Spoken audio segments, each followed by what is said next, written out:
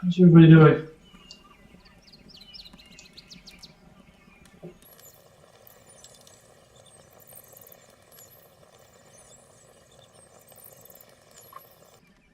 So let's see, not a ton of new news this week. Basically, just trying to get any remaining bugs tracked down and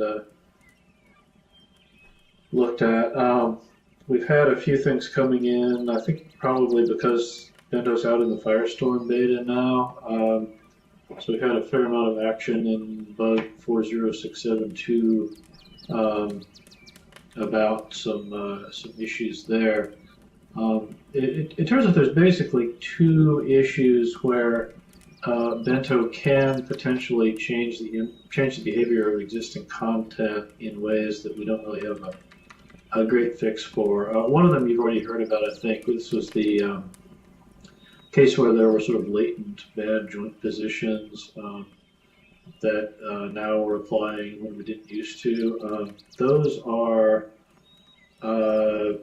those are kind of problematic because it's intentional behavior, but it's also kind of an unexpected change for the old content. The other thing we just discovered more recently is a difference with the eyes. We put in a thing where now we scale the eye joints with when we do the eye size slider, and that's that's a good thing because it lets you scale mesh eyes the same way as system eyes get scaled.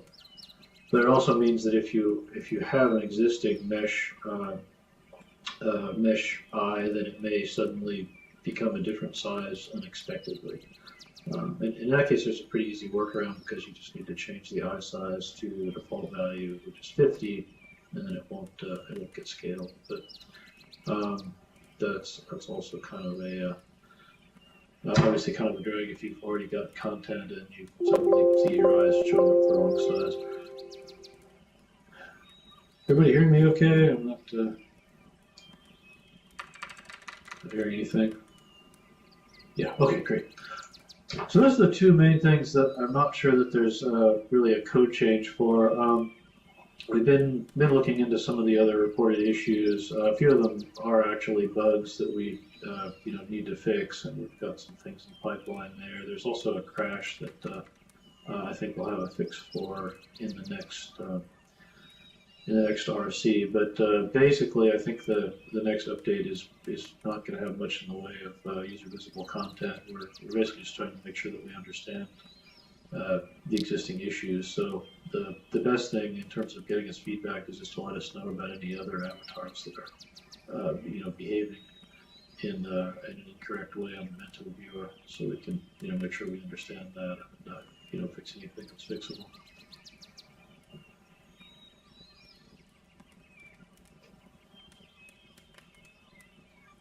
Hey Troy, I'm just giving people a rundown on our bug fixing efforts. We've been getting a fair amount of reports coming in through the Firestorm beta testers.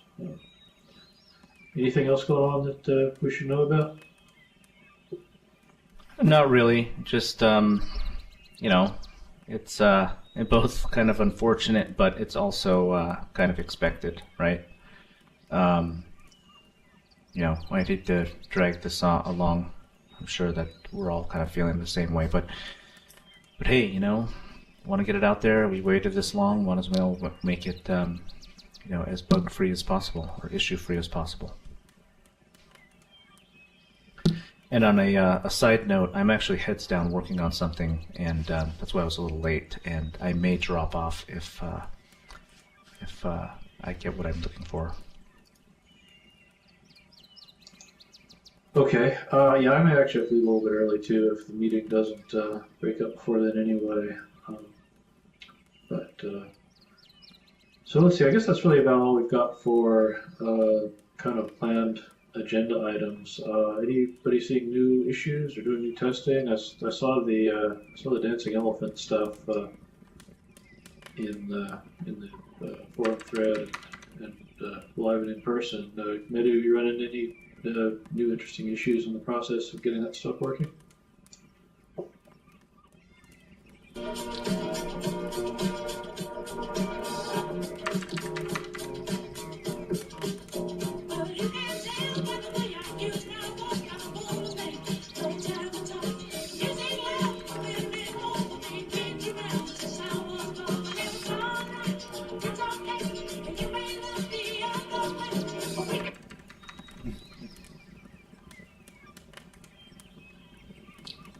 Everything looks fine to me. Yeah.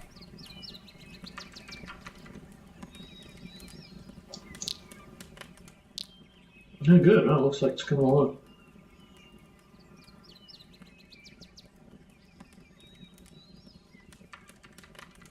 Gonna have a pachyderm dance party pack or something?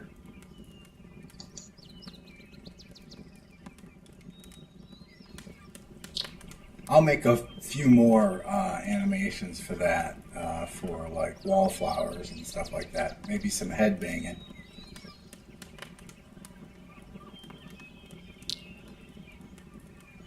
Every avatar should have a dance animation, right? In Second Life?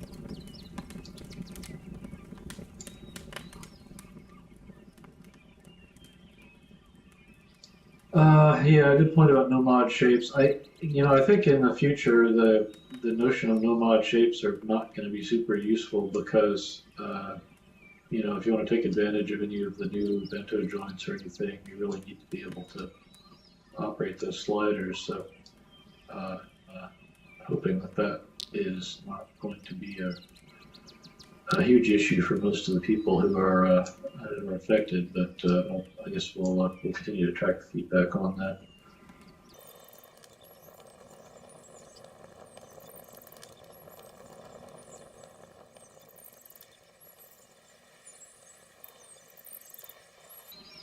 And of course, as we've noted, it's painful but not impossible to reconstruct the shape information from that archetype to XML output, which people who are buying shapes because they don't know about sliders probably don't know about that either.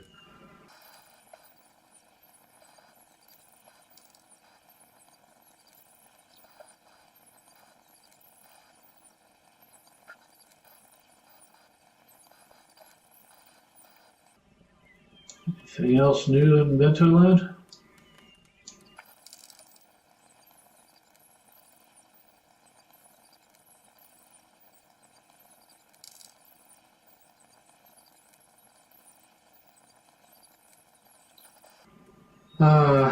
Yeah, right. It would all depend on the use case. People don't necessarily all want to change their eye size. It's just if they do have a problem with their mesh eyes showing up the wrong size, they would want to be able to apply that fix.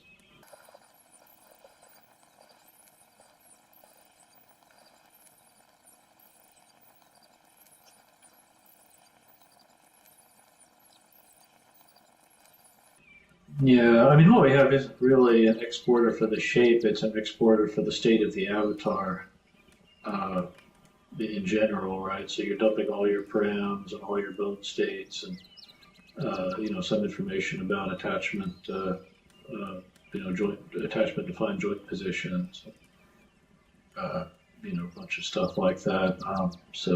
One piece of that is it gives you the sliders that are set in the shape, but it's really, it's really more of a sort of a dump of the whole avatar state.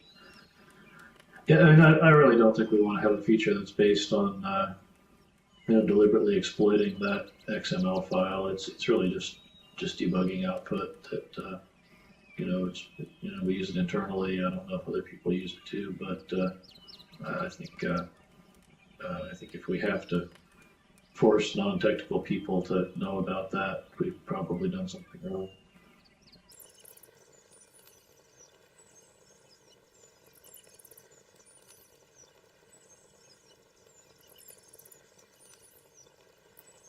Oh, really? Which TPVs are doing that, Willie?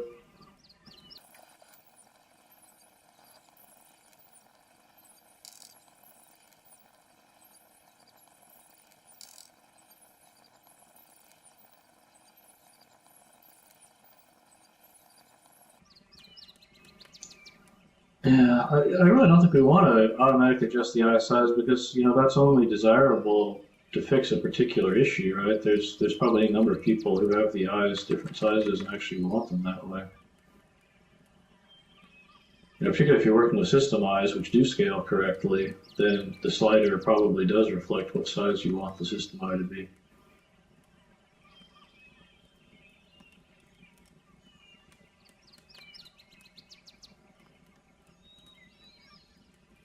It's really only kind of one corner case where if you're wearing mesh eyes that are rigged to the eye bones, but those and those previously weren't scaling with the eye size sliders, that you're going to see a change in behavior. I don't know how common that is. I know a lot of people have continued to use system eyes even with mesh models. Possibly that's one of the reasons is because you could get the people continue to use system eyes, possibly because you can't get the mesh eyes to scale or couldn't before.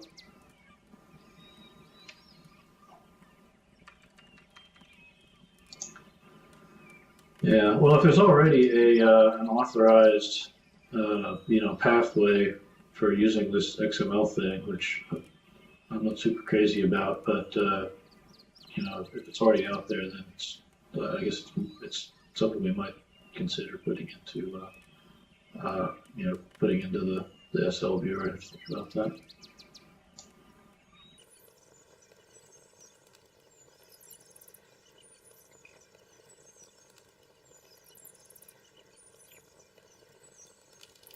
Well, I don't know how many TMP people are affected. The standard thing there seems to be to buy system eyes, in which case you're not going to have the problem. But I guess there are some people out there who are using mesh eyes and are affected.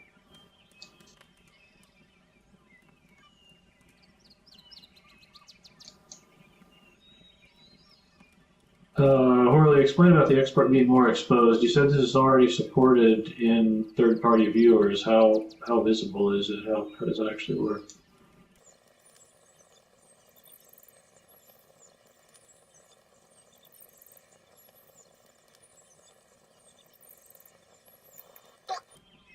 Polyscale, the way it was working is that you couldn't, you could change the eye sliders and they would affect the size of system eyes because those are using morphs, but they wouldn't affect the size of mesh eyes because the actual eye bones weren't getting scaled.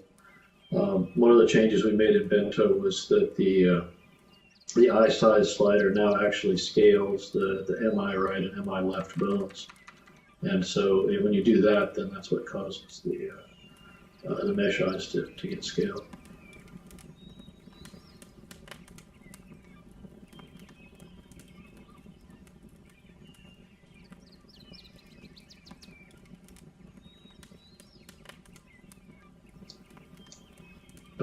Yeah, I mean, regarding this business of exporting or importing the dumped archetypes, it'd be nice to know more about how that works in third-party viewers now. I really see you just have something about that.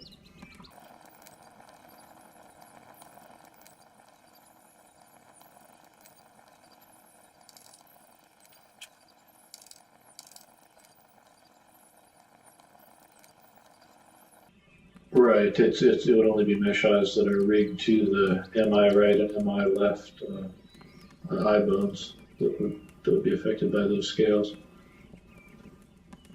If they're rigged to the attachment points, they might also scale because of the inheritance. I'm not positive on it.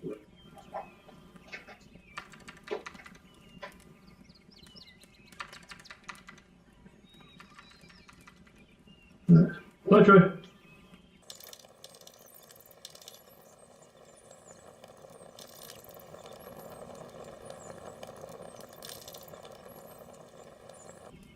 The attachment points are actually joints. There's three kinds of joints in the skeleton. There's bones, which are your kind of standard issue, things that are normally used for rigging. There's collision volumes, which are these things that are used, by fitted mesh and a couple of other places. And then there's attachment points, which are sort of stealth joints that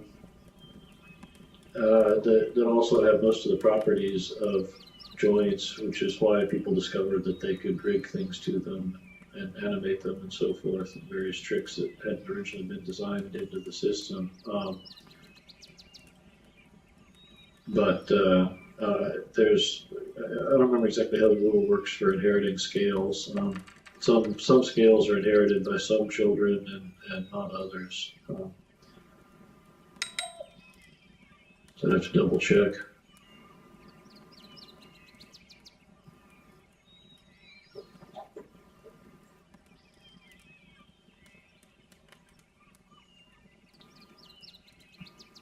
Yeah, I mean, really, I understand that, and I don't think we'd want to have some sort of,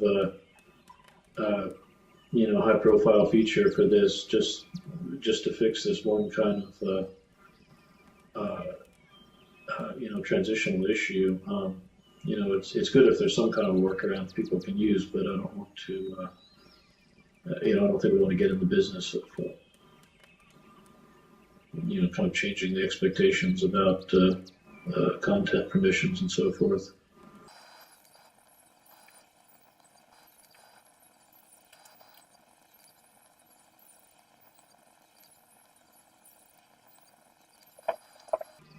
Yeah. Okay. Well, if there have been some previous discussions with Oz about this, I should probably chat with him. I'll follow up after the meeting and get his take on it.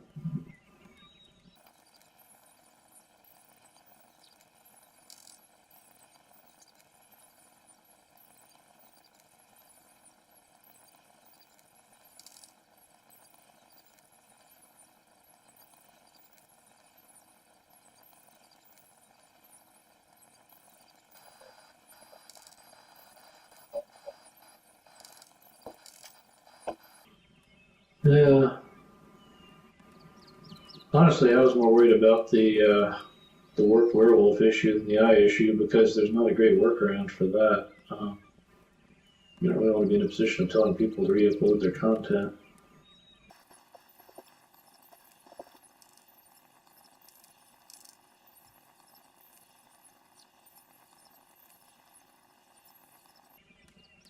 I haven't heard from the werewolf creator, no.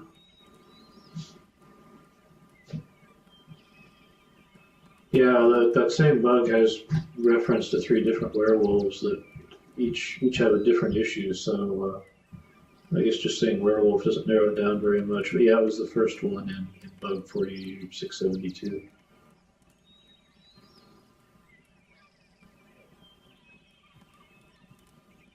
I don't think they're all by the same creator, no.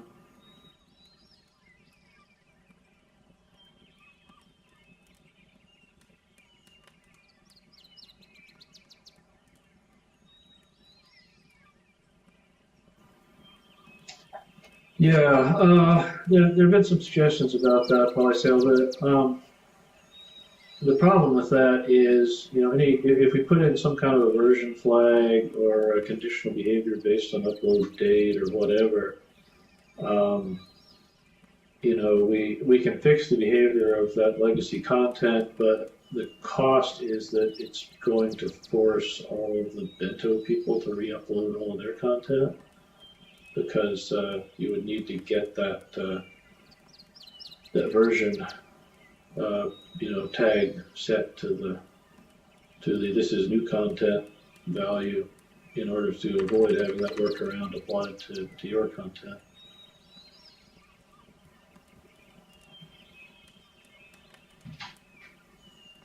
Yeah. Well, I mean, I don't think date or I don't think there's anything that unambiguously solves it, since we've had at this point we've had about a year of incremental stuff being done on Bento, while at the same time people are continuing to make and upload new content in SL. So what's your transition date?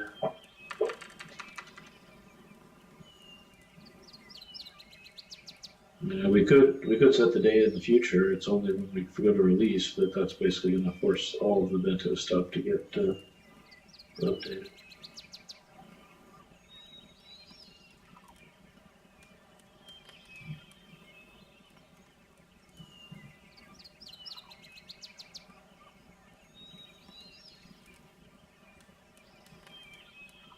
Well, it is, and if this is a widespread problem that's going to affect a lot of people, then we may just have to bite the bullet and say, sorry, it's beta, and you've got to re-upload all your Bento stuff. On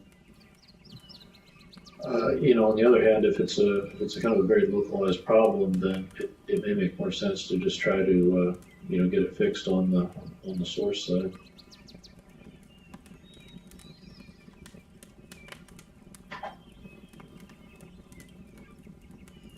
Yeah, I don't really have a sense of how many people out there are trying to make Bento stuff. I mean, obviously, I know it comes to these meetings, but then I see announcements about, various, various sort of works in progress for Bento that aren't necessarily done by people who come to these meetings too. So it's hard for me to have a sense of kind of what the scope is.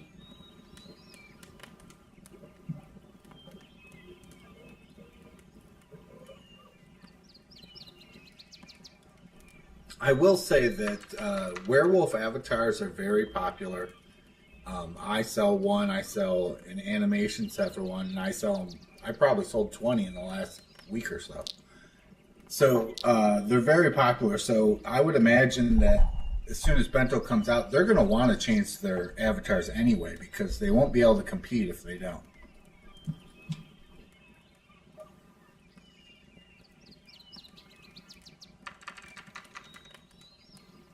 Orly, I'm not sure what you meant by template mesh.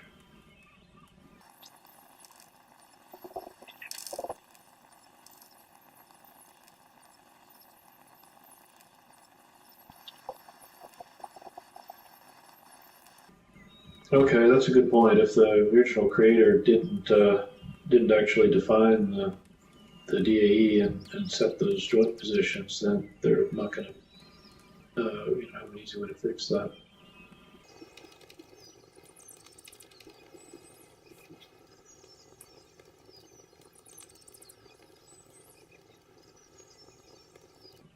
Of course, if we did go down that route of having a version flag, we can probably leverage that to fix the I issue too. Make the scaling of the eye bones contingent on the version flag of the attached meshes. But all the existing Bento content is still going to take a hit if that happens. Hey.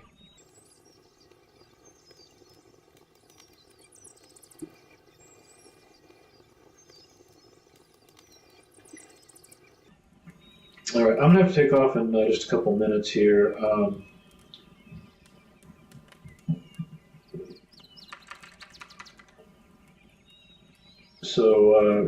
I guess the short answer is we don't know for sure what we're going to do about either of these issues, but at least we're aware that they exist. If you know of any other new issues besides those, or just other cases where these same problems can be popping up, please give us a shout.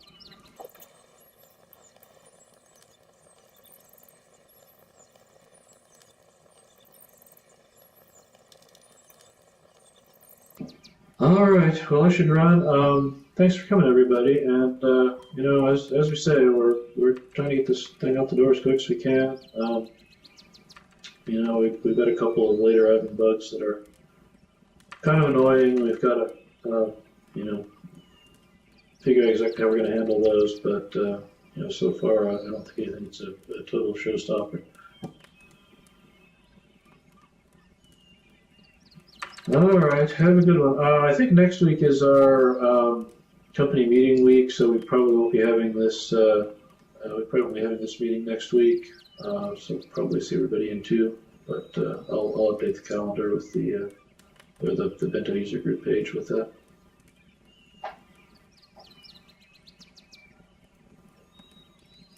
All right, talk to you later.